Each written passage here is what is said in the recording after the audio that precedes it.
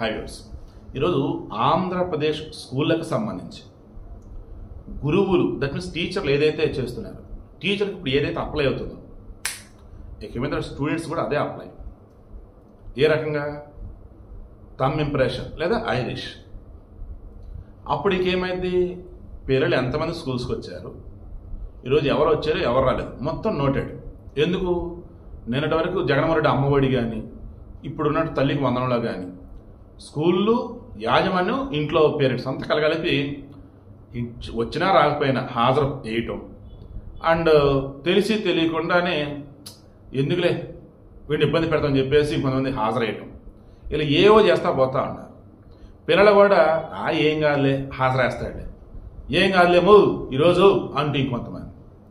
మరలా చెప్తున్నా, ఎప్పుడైనా సరే గుర్తుంచుకోండి, ప్రభుత్వం సైడ్ నుంచి ఒక పని చేస్తున్నప్పుడు అది మన మేలు కోసం అన్నప్పుడు స్వాగతించండి తప్ప ఈ టెక్నాలజీ ఏంటి అదేంటి ఇదేంటి ఈ పిచ్చి పిచ్చిగా ఫీడ్బ్యాక్లు ఇవ్వకండి. ఖచ్చితంగా ఏపీకి మేలు జరగబోతోంది అనటానికి కూటమి గవర్నమెంట్ నుంచి వాళ్ళు తీసుకున్నటువంటి నిర్ణయాలే నాకు కళ్ళ ముందు కనిపిస్తూనే ఉన్నాయి. ఇది మాత్రం గేమ్ చేంజర్ అని అంట. ఎన్నాళ్ళు ఫ్యాకల్టీ ఆఫీసర్లకి ఇది ఉంచింది, ఏమంటారు, ఇది థంబ్ ఇంప్రెషన్ ఐరిష్లు.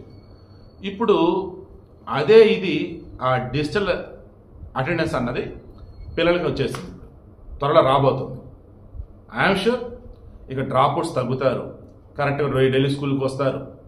ఇక నుంచి ఏపీలో స్కూల్స్ బ్రహ్మాండంగా ముందుకు పోతామని నాకున్న సమాచారం మేరకు కొత్తగా 6,000 తరగతి గదులేమో కట్టబోతామని తెలుస్తుంది.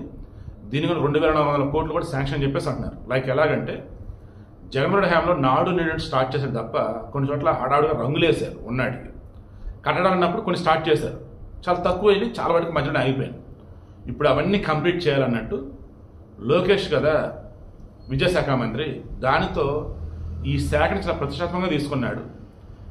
ఏపీలో స్కూళ్ళకు సంబంధించి మరీ ముఖ్యంగా ప్రభుత్వ స్కూళ్ళకు సంబంధించి ఎట్టి మీదట బయట సొసైటీ నుంచి ఎట్టి కూడా నెగిటివ్ వేలో ఫీడ్బ్యాక్ ఉండకూడదు. ప్రైవేట్ స్కూళ్ళకి వెళ్ళే వాళ్ళు కూడా గవర్నమెంట్ స్కూల్కి వెళ్ళాలని చెప్పేసి అలా అనిపించాలి అన్న వేలో మొత్తం ప్రక్షాళన చేస్తున్నారు.